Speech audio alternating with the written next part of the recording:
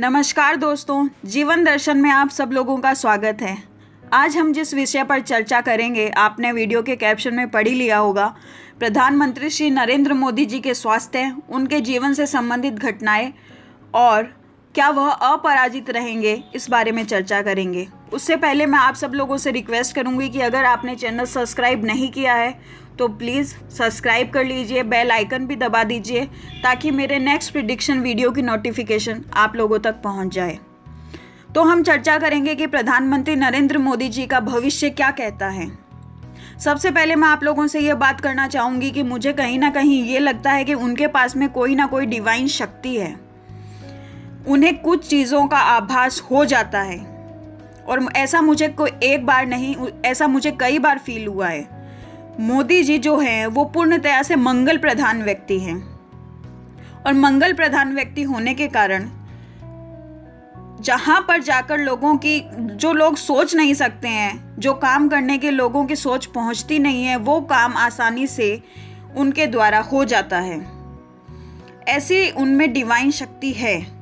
पूर्णतया से मंगल प्रधान व्यक्ति और शनि के गुण उनमें समाये हुए हैं। मंगल जो है वो शक्ति का कारक है, इसलिए वो उन्हें शक्ति देता है, और शनि जो है वो संयम का कारक है, तो शनि की वजह से उनकी संयम शक्ति जो है वो भी बहुत अच्छी है।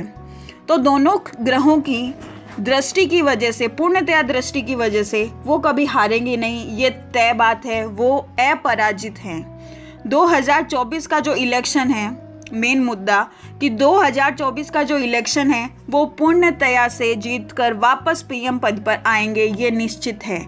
2024 का इलेक्शन वो जीतकर पूर्णतया से पीएम पद पर वापस आएंगे। और शनि उनका इतना स्ट्रांग है, इतना स्ट्रांग होने की वजह से जैसे जैसे उनकी उम्र बढ़ेगी, उनकी प्रतिष्ठा और प्रसिद्धि और बढ़ेगी। जैसा कि आप देख रहे हैं कि अभी उनका 17th बर्थडे गया है, तो जैसे जैसे उनकी उम्र और बढ़ेगी, उनकी प्रतिष्ठा और प्रसिद्धि और बढ़ती जाएगी।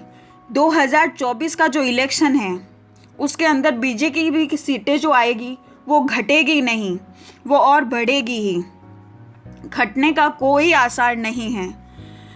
शनि और मंगल ये दोनों जो हैं वो उनको कभी हार का सामना करने ही नहीं देंगे। वह अपराजित हैं।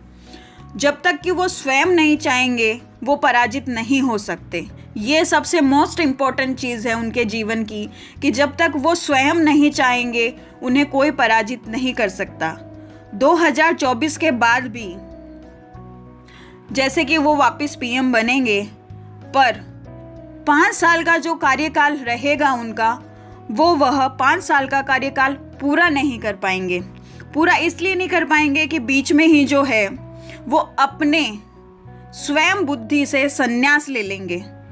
जी हाँ, जो 5 साल का कार्यकाल है वो पूरा ना करके वो बीच में खुद स्वयं अपनी बुद्धि विवेक से संन्यास ले लेंगे।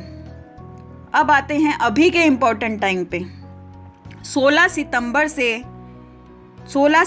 2020 से 29 दिसंबर 2021 तक यह मोदी जी के लिए काफ़ी टफ टाइम है।